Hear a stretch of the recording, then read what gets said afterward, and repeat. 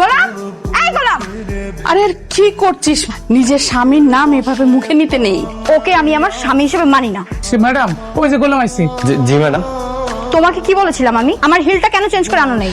কিরে ফকিন্নি, ওর সাথে আমার বোনের বিয়ে হয়েছে বলে তুই ভাবিস না তুই রাজা হয়ে গিয়েছিস। ম্যাডাম আমার কাছে মাপ চা। গোলাম কার কাছে সরি বলবে সেটা ডিসাইড করবি তুই। গোলাম এই বাড়ির জামাই। ওকে আমি জামাই হিসেবে জীবনেও পরিচয় দিব না। ওই যে তোর চাকর জামাই চলে আসছে, সাথে ওই ঘাটিয়া সাইকেল। আজকে আমরা একটা দামি রেস্টুরেন্টে আসছি, অ্যাটলিস্ট একটা বাইক বা গাড়ি তো নিয়ে আসতে পারতে। বাবা বাবা মনি, কে তোমার বাবা? তুমি তো আমার বাবা, তুমি আমার সাথে দুষ্টুমি করো। আরে বাবা, আমি তোমার সাথে দুষ্টুমি করবো কেন?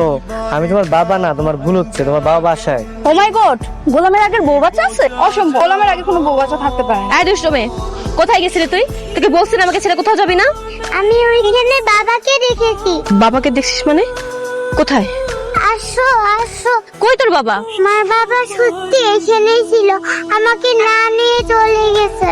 ওইটা যদি তোমার বাবা হতো তোমাকে এভাবে রেখে চলে যেতে পারতো বলো? কেউ আছেন বাড়িতে? কি চাই?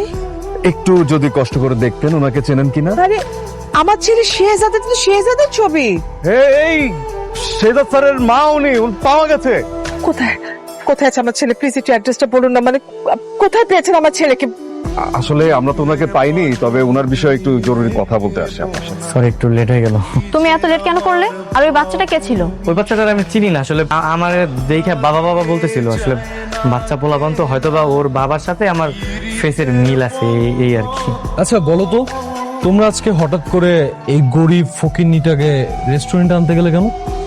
আমার বাবার ইচ্ছে, সে চায় তার এই ছোট লোক জামাই যাতে একটু স্মার্ট হয়। সবই তো বাবার ডিসিশন, তাকে কে বোঝাবে? কেন, আমি কি স্মার্ট হতে পারবো না? আমার মধ্যে কি কম আছে? তুই তো বেটা ওদের বাড়ির কাজের লোক। কি সেখানে স্যার? কোনো সমস্যা স্যার? Sorry sir. কি বলছেন? এই সামান্য ছোট লোকের কাছে আমি ক্ষমা চাইবো যে কিনা রেস্টুরেন্টের বিল দিতে পারছে না?